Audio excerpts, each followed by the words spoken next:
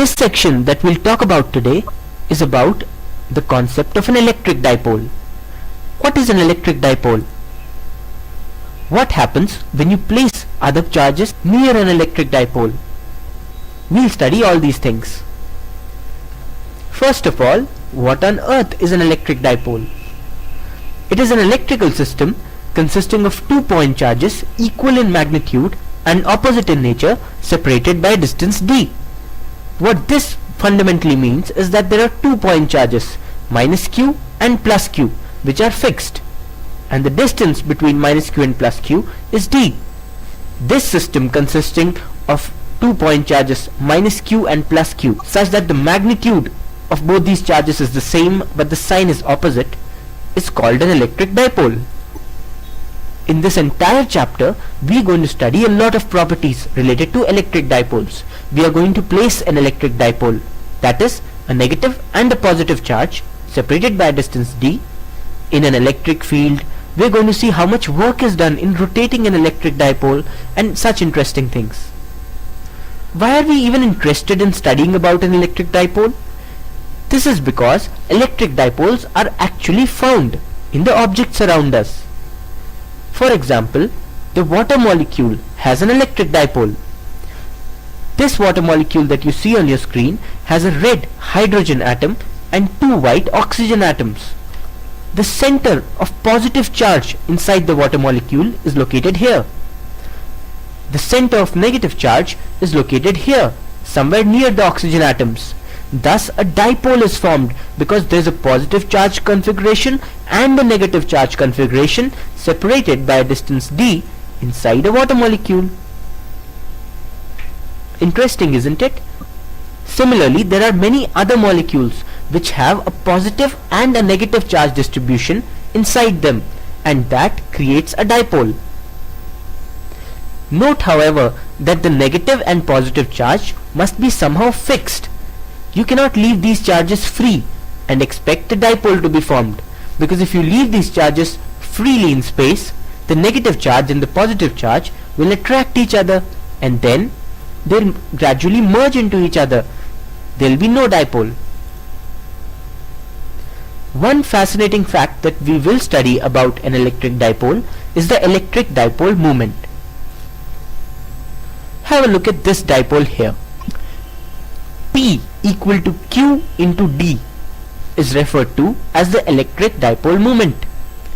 D here represents the distance between the negative and the positive charge. P, the electric dipole moment, is a vector quantity. So you can say that the electric dipole moment vector is equal to the charge Q into D vector. The electric dipole moment is an important quantity that represents the extent of polarity inside the dipole. For example, if we say that the dipole moment of a water molecule is very high, what this means is that the separation of charge inside a water molecule is high. There is a separate positive charge and a separate negative charge inside the water molecule. As we move on and study more about an electric dipole, you will understand the physical significance of dipole moment. Now let's study something even more interesting. What will happen if we put an electric dipole in an electric field? What will be the net force on an electric dipole? Let's say that this is a uniform electric field. As you can see, the electric field lines are straight, equidistant and parallel to each other. In such a uniform electric field, the net force on an electric dipole will be 0. Why is that? That's because the force on this positive charge here is plus QE towards the positive x direction, and the force on this negative charge here is minus QE in the negative x direction. So the net force on the dipole is plus QE minus QE, which is 0. So you must remember that the net force on an electric dipole in a uniform electric field is 0. The net torque on an electric dipole in a uniform field, however, is not 0. You see, if the dipole is inclined at an angle theta with the horizontal, plus QE here will be the force on the positive charge, and QE towards the left will be the force on the negative charge. As you can see, both these forces will tend to rotate the dipole, isn't it? In this case, they'll tend to rotate the dipole in a clockwise direction. Therefore, this torque can be calculated around the center point of the dipole. As you can see, the perpendicular distance of this charge plus q from the center point is d sine theta by 2. After all, this distance is d by 2, and therefore this distance here is clearly d by 2 into sine theta, isn't it? Similarly, this distance here, the perpendicular distance of the minus q charge from the center point, is d by 2 into sine theta. Hence, the net torque on the dipole will be QE, the force, into the perpendicular distance d sine theta by 2, plus QE, the force, into the perpendicular distance d sine theta by 2. Therefore, the net torque is QEd sine theta. You must remember this expression for calculating the torque on an electric dipole when it is placed in a uniform electric field. What is the work done in rotating the dipole by an angle theta? Like this. You see, from the position where it's at an angle theta 1 from the horizontal to a position when it's at an angle theta 2 with the horizontal. Work done is clearly integral tau d theta. We know that, right? This integral will have the limits theta 1 to theta 2, where theta 1 is the initial angle of the dipole with the horizontal or the electric field, and theta 2 will be the final angle of the dipole with the electric field. Now torque is clearly QEd sine theta. We had just calculated it. So work is integral QEd sine theta d theta. On simplification, this expression comes out to be minus PE into cos theta 2 minus cos theta 1. You must remember this expression because this expression will be useful in solving objective type questions both in IIT JEE, AIEEE and even in other competitive examinations. Work done in rotating the dipole from an angle theta 1 to angle theta 2 in a uniform electric field is minus PE into cos theta 2 minus cos theta 1. What will be the potential energy of a dipole if it is placed in a constant electric field? We have calculated the potential energy of charges in so many cases in the previous chapters. Now let's try to figure out the potential energy of a dipole. By convention, we take the potential energy of a dipole to be 0 at the instant when it is perpendicular to the direction of the electric field. Now, if the potential energy is 0 when the dipole is perpendicular to the electric field, in that case, the potential energy of the dipole at any instant when it forms an angle theta with the horizontal will be the work done in rotating the dipole from the position of 0 potential energy to the position when it has an angle theta with the electric field, isn't it?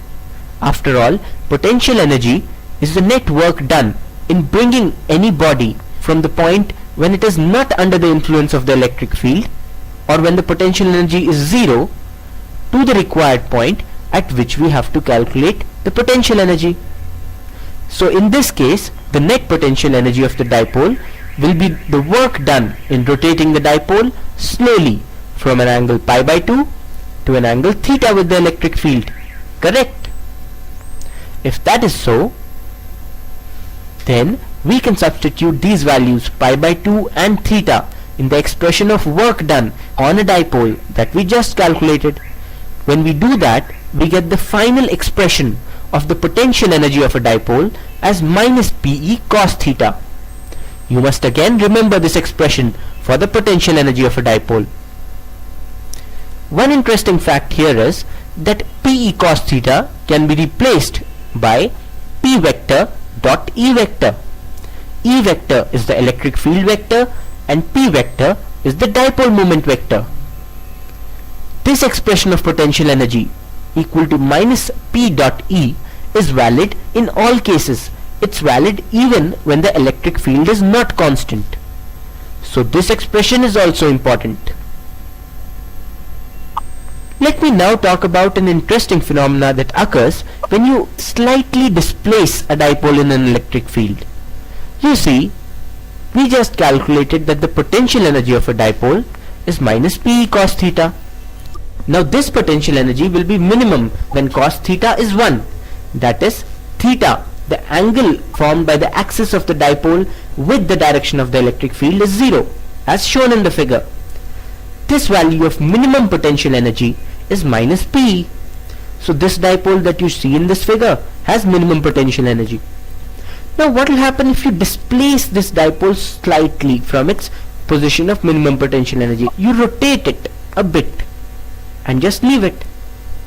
When you do that, this dipole actually starts oscillating. How does that happen? This is an interesting phenomenon that has actually been observed by scientists. Let's see what forces act on the dipole when you slightly displace it by an angle theta from the horizontal. When you displace the dipole by an angle theta, a force plus QE acts towards the right on the positive charge and a force minus QE acts towards the left on the negative charge. So a restoring torque gets activated, and as we already know, QED sin theta is the value of the torque. I have written minus QED sin theta here because this torque tends to rotate the dipole in the direction opposite to its initial displacement, isn't it? This restoring torque minus QED sin theta can be equated to I alpha, where I is the moment of inertia of the dipole and alpha is the angular acceleration of the dipole. This angular acceleration is because of the restoring torque. When we do that, we get this expression. Now if theta is very small, like you've just displaced the dipole by a small angle and then released it, in that case sin theta will approximately be equal to theta.